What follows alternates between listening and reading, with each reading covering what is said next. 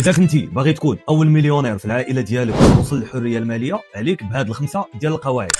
القاعده الاولى هي الصبر والتضحيه. ضروري ما تصبر وتضحي، خصوصا في البدايه، باش ما تعذبش من بعد.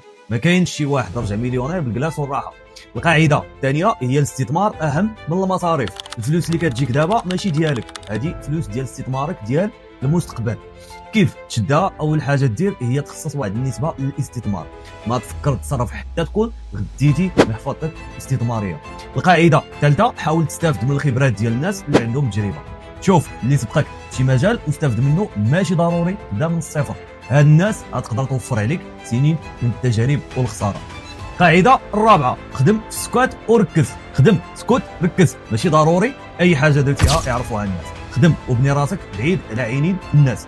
النجاح الحقيقي كيجي بالتركيز ماشي بالمظاهر، وفاش غتوصل الناس راسها غتعرفك. القاعده الخامسه، استثمر في الاصول اللي هتجيب لك فلوس وانت ناعس، اللي كيتسمى بالدخل السلبي، بحال العقارات، الاسهم، شي مشروع ما كيحتاج الوجود ديالك، عملات رقميه. وفي الاخر نصيحتي ليك، بعد من المصاريف الزايده. اذا وصلتي حتى لهنا، عرف راسك راك فعلا كتستحق النجاح. دير لايك وخلي تعليق زوين.